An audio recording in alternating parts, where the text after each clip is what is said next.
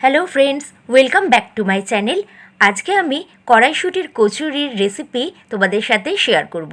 দারুণ সুন্দর লাগে এই শীতের দিনে কড়াইশুটির কচুরি বাড়িতে বানিয়ে খেতে। এটা বানানোর জন্য কি কি উপকরণ আমাদের লাগছে তাহলে চলো ঝটপট দেখে নিই। প্রথমে একটা ফ্রাইং প্যান আমাদেরকে গরম করে নিতে হচ্ছে। তারপরে এর মধ্যে 4 চামচ গোটা জিরে, গোটা ধনে আর 2 চামচ গোটা মৌরি দিয়ে ভালো করে ফ্রাই করে নিতে হচ্ছে। আর 4টে শুকনো লঙ্কা দিয়ে ভালো করে একটু ফ্রাই করে নিচ্ছে যতক্ষণ না স্মেল বেরোচ্ছে। তারপর একটু ঠান্ডা করে নিয়ে একটা মিক্সির জারে আমি নিয়ে নিয়েছি। তারপর এটাকে একদম ভালো করে গুঁড়ো করে নিচ্ছি। আর কড়াইশুঁটিগুলোকে ভালো করে ছাড়িয়ে নিয়েছি আর ধুয়ে নিয়েছি। তারপর মিক্সির মধ্যে দিয়ে দিলাম আর তার মধ্যে 1 ইঞ্চি মতন আদা আর সামান্য কিছু কাঁচা লঙ্কা দিয়ে দিচ্ছি। তোমরা তোমাদের ঝাল খাওয়ার স্বাদ অনুযায়ী দিয়ে নিও। তারপর ভালো করে মিক্সিতে পেস্ট করে নিয়েছি আর ফ্রাইং প্যানে সাদা তেল দিয়ে তারপর এই পেস্টটাকে ভালো করে ফ্রাই করে নিচ্ছি। যতক্ষণ না কড়াই থেকে ছেড়ে আসছে ততক্ষণ কিন্তু আমাদের ফ্রাই করতে হচ্ছে।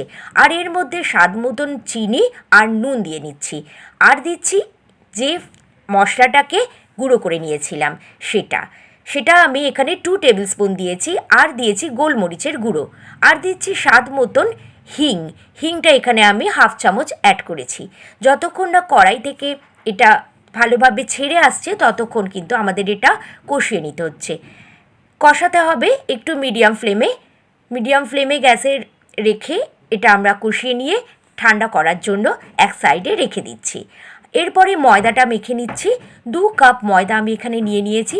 তার জন্য 4 টেবিল স্পুন এখানে আমি সাদা তেল নিচ্ছি আর দিচ্ছি স্বাদ মতন নুন। এগুলো একটু ড্রাই অবস্থায় ভালো করে মেখে নিচ্ছি। ময়নটা ঠিকঠাক হয়েছে কি না এটা দেখার একটা ট্রিক তো থাকেই। সেটা হচ্ছে যখন শুকনো অবস্থায় এগুলোকে মেখে নেব তারপরে হাত দিয়ে যদি এই গুঁড়ো ময়দাটাকে চেপে ধরি তাহলে কিন্তু একটা দলার মতন আকার নেবে। যদি এটা হাত থেকে পড়ে যায় তাহলে কিন্তু আমার ময়নটা ঠিকঠাক হয়নি। আরও একটু এর মধ্যে তেল অ্যাড করতে হবে। তারপর পরিমাণ মতন এখানে আমি জল দিয়েছি। এটা একটু শক্ত করে ডোটা মাখতে হবে। অল্প করে জল দিয়ে একটা শক্ত ডো যতক্ষণ না মাখা হচ্ছে ততক্ষণ ঠেসে মেখে নিচ্ছি। মাখাটা হয়ে গেলে এর ওপর দিয়ে একটু সাদা তেল মাখিয়ে আধ ঘন্টার জন্য ঢাকা দিয়ে রেখে দিলাম। ময়দা মাখাটা কিন্তু অবশ্যই একদম পারফেক্ট হতে হবে। ঢাকা দেওয়ার পর তার থেকে আমি একটু বড় আকারের বল করে নিচ্ছি যাতে এর মধ্যে পুরটা দিয়ে ভালো করে সিল করতে পারি।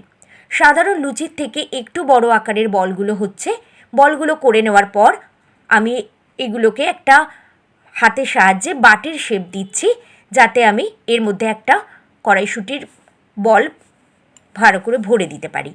তারপরে এবার কড়াইশুঁটির পুরটা এর মধ্যে স্টাফ করে দিচ্ছি। কড়াইশুঁটির পুরটা কিন্তু আমি এখানে বেশ একটু মোটা মতন দিয়েছি যেহেতু আমি বলগুলোকেও একটু বড়ই করেছি। তারপর ভালো করে মুখটাকে মুড়ে সিল করে দেব যাতে না পুরটা বেলার সময় বেরিয়ে আসে। ভালো করে মুখটা মুড়ে দিয়ে হাতের সাহায্যে আবার একটু গোল করে পাকিয়ে নিচ্ছি। তারপরে সাদা তেল মাখিয়ে আমি এগুলোকে বেলে নিচ্ছি। লুচির আকারটাও কিন্তু একটু বড় রেখেছি যেহেতু এটা কচুরি। আর বেলার সময় আমাদের খেয়াল রাখতে হবে যাতে না পুরটা বাইরে বেরিয়ে আসে। হালকা হাতের সাহায্যে একটু প্রেস করে নিয়েছি। পুরটা চারিদিকে ছড়িয়ে নেওয়ার পর হালকা হাতে বেলে নিচ্ছি। একটু বড় লুচির থেকে একটু আমি এরম বেলেছি। তোমরা যদি ময়দার সাইজটা ছোট করো তাহলে পুরটাও অল্প দেবে আর সাইজটাও লুচির ছোট করবে। তারপর সাদা তেল গরম করে নিয়ে এগুলো একে ভেজে তুলে নিলে একদম রেডি কড়াইশুঁটির কচুরি। প্রথমে আমি তেলটাকে কিন্তু হাই ফ্লেমে গরম করে নিয়েছি। তারপরে তেলটা মিডিয়াম দিয়েছি। মিডিয়াম রাখার পর কড়াইশুঁটির কচুরিগুলোকে একে লাল করে ভেজে তুলে নিচ্ছি। আর তোলার সময় অবশ্যই তেলটা ঝরিয়ে তুলতে হবে, নাহলে কিন্তু কচুরির গায়ে অনেক এক্সট্রা তেল থেকে যাবে। তাহলে দেখা গেল কত সহজে কড়াইশুঁটির কচুরি বানানো হয়ে গেল। যদি রেসিপি ভালো লেগে থাকে তাহলে অবশ্যই কিন্তু একটা লাইক দিয়ে পাশে থেকো।